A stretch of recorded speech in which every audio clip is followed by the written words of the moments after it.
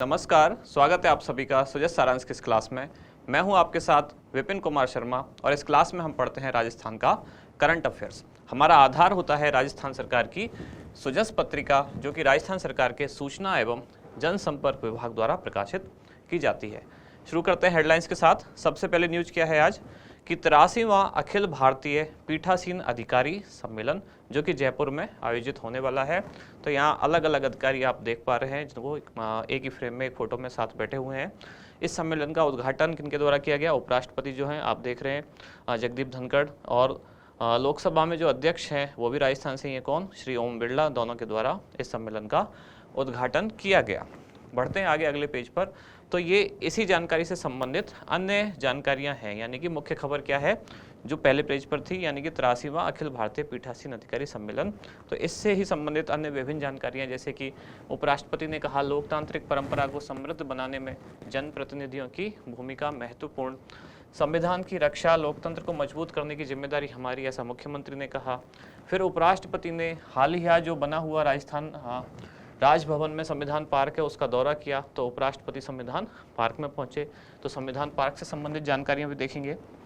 अगले पेज पर यहाँ चिरंजीवी योजना, जिसमें लाभार्थियों की मदद के लिए एक व्हाट्सएप हेल्पलाइन शुरू होगी।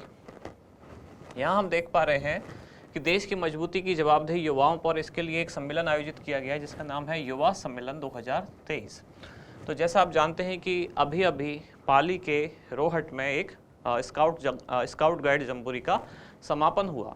लेकिन जो जम्बूरी जहां आयोजित हुई, जिसके लिए अस्थायी तौर पर एक गांव बसाया गया, कहाँ? निम्बली ब्राह्मण में एक टेंट की फॉर्मेट में गांव बसाया गया, तो वो तो अभी वहां बसा हुआ है ही। तो उसी जगह पर, यानी कि उसी स्थान का उपयोग करते हुए वहीं एक सम्मेलन का आयोजन किया गया जिसका नाम है युवा सम्मेलन 2023। इसका उद्देश्य क्या है? इसमें गांधीवादी विचारक जो हैं वो शामिल हुए। राजस्थान सरकार के ही शांति एवं अहिंसा विभाग के द्वारा इसका आयोजन किया गया। तो जाहिर सी बात है, गांधीवादी विचारधारा से युवा पीढ़ी को अवगत कराने के लिए इस सम्मेलन का आयोजन किया गया है। और कहाँ? निम्बली ब्राह्मण गांव, जहां अभी अभी जो स्काउट गाइड जम्बूरी है उसका समापन हुआ है। अगले पेज पर हम देख रहे हैं चूरू से एक जानकारी, जहां पंचायत समिति स्तर पर 5 नंदीशालाएं बनाई जाएंगी। इसके बाद आगे है जयपुर हर महीने 100 भिखारियों को रोजगार दिलाया जाएगा। तो राजस्थान सरकार एक अभियान के तहत काम कर रही है जिसमें राजस्थान से भिक्षावृत्ति का उन्मूलन किया जाना है। उसी अभियान के तहत जो प्रथम चरण था, यानी पहले परामर्श कार्यक्रम चलाए गए, भिखारियों को ये समझाया गया, भिक्षावृत्ति की कुरीतियाँ बुराइयाँ उनके बारे में जानकारी दी गई, एक तरह से उनकी काउंसलिंग की गई और उसके बाद उनको कुछ रोजगार दिया जाए ताकि वो भिक्षावृत्ति से हमेशा के लिए दूर हो सके। यहाँ है राज्य महिला आयोग, जिसमें 33 प्रकरणों की सुनवाई कर समस्याओं का निस्तारण किया गया। और मुख्यमंत्री द्वारा एक अपील किससे संबंधित है? तो 11 से 17 जनवरी तक आयोजित होने वाले राष्ट्रीय सुरक्षा सप्ताह को ध्यान में रखते हुए सड़क सुरक्षा से संबंधित मुख्यमंत्री की एक अपील है, यानी कि सड़क पर चलते हुए, वाहन चलाते हुए यातायात नियमों से संबंधित क्या क्या चीज़ें हमें ध्यान में रखनी चाहिए। अब देखते हैं हमारा इंडेक्स, यानी कि कौन कौन सी मुख्य जानकारियाँ जो हम आज पढ़ने वाले हैं। तो सबसे पहले तो सबसे बड़ी न्यूज जो आज है 83वां अखिल भारतीय विधानमंडल पीठासीन अधिकारी सम्मेलन। दूसरी जानकारी है संविधान पार्क राजभवन। ये हम क्यों पढ़ रहे हैं? क्योंकि जो भी यहाँ पीठासीन अधिकारी आए हुए हैं उन लोगों ने जो राजभवन में संविधान पार्क, जिसका अभी लोकार्पण किया गया राष्ट्रपति श्रीमती द्रौपदी मुर्मू द्वारा, इसलिए संविधान पार्क के बारे में थोड़ी सी जानकारी लेंगे। फिर है युवा सम्मेलन जो कहाँ आयोजित हो रहा है? पाली के रोहट के निम्बली ब्राह्मणन गांव, जहां अभी अभी क्या समाप्त हुआ? राष्ट्रीय स्काउट गाइड जम्बूरी। और लास्ट में राजस्थान से भिक्षावृत्ति उन्मूलन हेतु एक अभियान चलाया जा रहा है। इसके लिए क्या डेडलाइन रखी गई है, क्या ये अभियान है, कौन सा इसके तहत अधिनियम है जिसके तहत सरकार ये काम कर रही है, तो ये सारी जानकारी हम देखने वाले हैं। सबसे पहले अखिल भारतीय विधानमंडल पीठासीन अधिकारी सम्मेलन, तो इसको हम पिछले 2-3 दिन से तो पढ़ ही रहे हैं, पर चूंकि अभी ये शुरू हो चुका है और कौन कौन से 2 दिन ये चलना है, 11 और 12 जनवरी। और एक दिन पुरानी न्यूज हम सजेस्ट में पढ़ते हैं आज, जैसे कि है 12 जनवरी, लेकिन इसमें जानकारी क्या है 11 जनवरी वाली, यानी कि अब ये सम्मेलन शुरू हो चुका है, आज समाप्त भी हो जाएगा। कहाँ आयोजित होने वाला है? तो राजस्थान विधानसभा जयपुर में। और इसके उद्घाटनकर्ता कौन रहे? उपराष्ट्रपति जो भी राजस्थान से हैं, कौन? श्री जगदीप धनखड़। और लोकसभा के अध्यक्ष वो भी राजस्थान से हैं, कौन? श्री ओम बिरला। फिर इसके धन्यवाद ज्ञापनकर्ता कौन है? तो श्री गुलाब चंद कटारिया, जो कि राजस्थान विधानसभा में प्रतिपक्ष के नेता हैं। प्रतिपक्ष में सबसे बड़ी पार्टी कौन सी है? भारतीय जनता पार्टी। तो उसके नेता कौन है? श्री गुलाब चंद कटारिया। इनके द्वारा धन्यवाद ज्ञापन दिया गया। अब इस संबंध में विवरण, यानी कि जो ये पीठासीन अधिकारी सम्मेलन हो रहा है, इसका उद्देश्य क्या है या इसमें क्या क्या विषयों पर चर्चा की जाएगी, उसके बारे में एक संक्षेप में जानकारी दी गई है कि लोकसभा और राज्यसभा सहित विभिन्न राज्य विधानमंडलों के जो पीठासीन अधिकारी हैं, यानी कि सभापति, उपसभापति या अध्यक्ष और उपाध्यक्ष, वो सभी सम्मेलन में शामिल हुए, जिसमें G20 में लोकतंत्र की जननी भारत का नेतृत्व, यानी कि ये वो विषय हैं जिन पर चर्चा की गई। यहाँ केवल ये कुछ ही विषय लिखे गए हैं, ऐसे बहुत सारे विषय, जैसे कि पहला सबसे ताज़ा जो न्यूज़ है या सबसे ताज़ा जो विषय है, एकदम चर्चा में जो मुद्दा है, G20 है, क्योंकि G20 की अध्यक्षता भारत द्वारा की जा रही है अगले 1 साल तक, यानी कि 30 नवंबर तक भारत G20 का अध्यक्ष रहेगा। इसलिए ये विषय भी यहाँ चर्चा में रहेगा कि G20 में लोकतंत्र की जननी भारत का नेतृत्व। फिर संसद एवं विधानमंडलों को अधिक प्रभावी, उत्तरदायी एवं उत्पादकता युक्त बनाने की आवश्यकता। तो ऐसे विषयों सहित विभिन्न विषयों पर चर्चा यहाँ की जाएगी। कि यहाँ से लेकर और यहाँ तक पूरा एक ही विषय है, यानी कि एक ही ये लाइन है।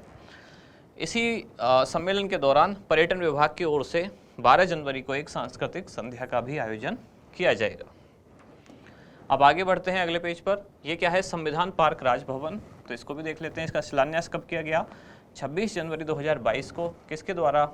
राजस्थान के राज्यपाल श्री कलराज मिश्र द्वारा। और इसका लोकार्पण कब किया गया? तो 3 जनवरी 2023 को। किसके द्वारा? राष्ट्रपति श्रीमती द्रौपदी मुर्मू द्वारा। इसी दौरान राष्ट्रपति द्रौपदी मुर्मू राजस्थान के दौरे पर थी और 4 जनवरी को उन्होंने किसका उद्घाटन किया? तो 4 जनवरी को, जो कि राष्ट्रीय जम्बूरी आयोजित होने वाली थी। कौन सी? स्काउट एवं गाइड जम्बूरी। कहाँ? पाली में। तो 3 को पहले उन्होंने जो संविधान पार्क है राजभवन में, उसका लोकार्पण किया और इसके बाद फिर 4 को पाली में जम्बूरी का उद्घाटन किया। आर्किटेक्ट कौन है संविधान पार्क के? तो ये है अनूप बड़तरिया। जबकि जो जम्बूरी बसाई गई उसके आर्किटेक्ट कौन है? तो वो है सुंदर राठौड़।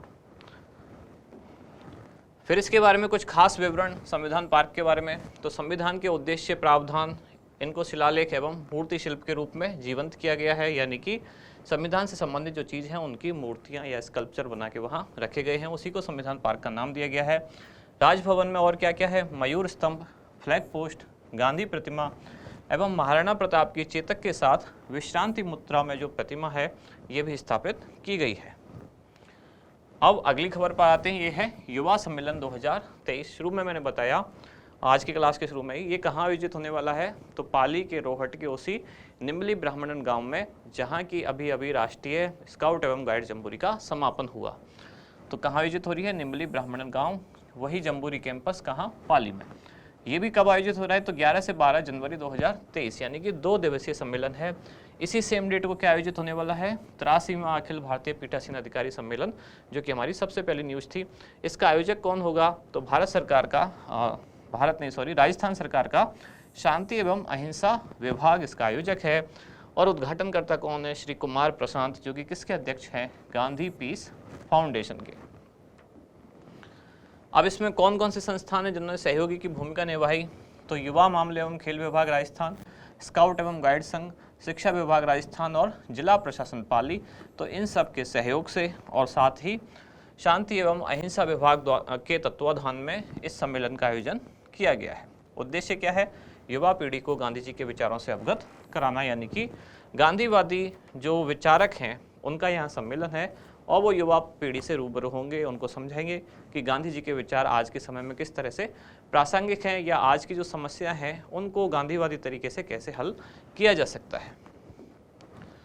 फिर है आगे अगली न्यूज, राजस्थान से भिक्षावृत्ति उन्मूलन हेतु अभियान, यानी कि भीख मांगने की जो प्रवृत्ति है वो समाप्त की जाए। इसके लिए राज्य सरकार प्रतिबद्ध है और एक लक्ष्य निर्धारित किया है कि 26 जनवरी 2023 तक संपूर्ण प्रदेश से भिक्षावृत्ति को समाप्त कर दिया जाए, यानी कि भिक्षावृत्ति उन्मूलन किया जाए। कब तक?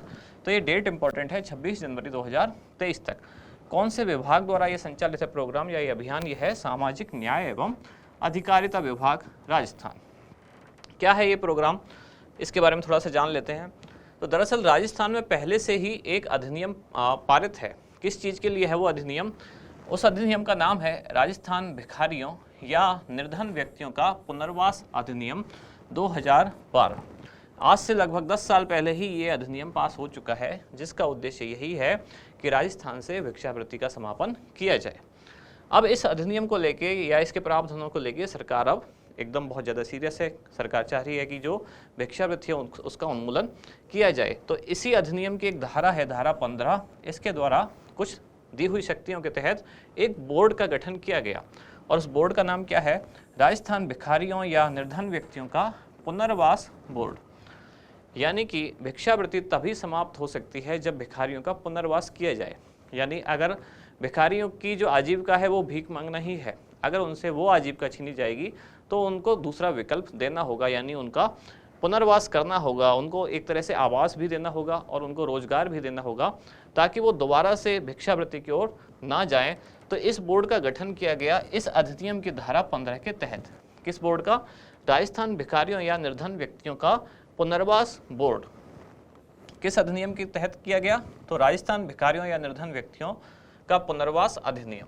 यानी कि पुनर्वास अधिनियम, केवल एक शब्द ही चेंज हुआ है, यहाँ लिखा हुआ है अधिनियम और इसी अधिनियम के तहत यहाँ शब्द आ गया बोर्ड। यानी इस अधिनियम के तहत, इस अधिनियम की धारा 15 के तहत इस बोर्ड का गठन किया गया है, जिसका उद्देश्य क्या है? भिखारियों का पुनर्वास करना, यानी कि उनको आजीविका के दूसरे अवसर देना ताकि वो सम्मानजनक जीवन जी पाए। और इस बोर्ड के जो अध्यक्ष होंगे वो कौन होंगे? सामाजिक न्याय एवं अधिकारिता विभाग के मंत्री, ये इस बोर्ड के अध्यक्ष होंगे।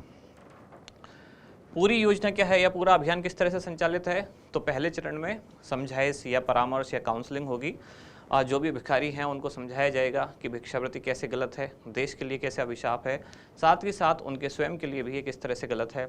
और जो दूसरा चरण होगा उसमें उनका पुनर्वास किया जाएगा, उनके लिए आवास भी दिया जाएगा या उनके लिए कुछ रोजगार, उनकी कुछ स्किल डेवलप करके कुछ ऐसे प्रोग्राम चला के ताकि वो अपना रोजगार भी कुछ अगर अपना कुछ रोजगार शुरू कर सकते तो वैसा भी, वरना उनको कहीं ना कहीं सरकार द्वारा कुछ रोजगार के अवसर उपलब्ध कराए जाएंगे। और लास्ट में हमारा अभ्यास प्रश्न क्या है कि राजस्थान से भिक्षावृत्ति उन्मूलन के लक्ष्य की प्राप्ति हेतु किस तिथि का निर्धारण किया गया है? 26 जनवरी 2023, 30 मार्च 2023, 15 अगस्त 2023 या 2 अक्टूबर 2023? इसका उत्तर आप बताएं कमेंट्स में। और लास्ट में एक छोटी सी जानकारी उन लोगों के लिए जो ग्रेड 3 टीचर्स वाला एग्जाम देने जा रहे हैं, उनके लिए कलाम अकेडमी द्वारा एक परीक्षा का आयोजन किया जा रहा है, जिसमें आपका जो संपूर्ण सिलेबस है ग्रेड 3 एग्जाम वाला, उसको लेकर एक परीक्षा आयोजित की जाएगी। उसका नाम रखा गया परीक्षा से पहले एक परीक्षा, यानी कि कलाम प्री ग्रेड 3 एग्जाम, जिसके लिए रजिस्ट्रेशन के लिए डेट रखी गई है 18 जनवरी 2023 और एग्जाम के लिए डेट रखी गई है 22 जनवरी 2023। इस परीक्षा में पार्टिसिपेट करने के लिए जो फीस रखी गई है वो है 125 रुपये प्लस GST। रजिस्टर आप अपने आप को कैसे करा सकते हैं? तो कलाम अकेडमी की वेबसाइट पर जाकर आप अपना रजिस्ट्रेशन कर सकते हैं। तो यहाँ समाप्त हुई है आज की क्लास। अब मिलते हैं कल अगली न्यूज़ के साथ अगली क्लास में। धन्यवाद।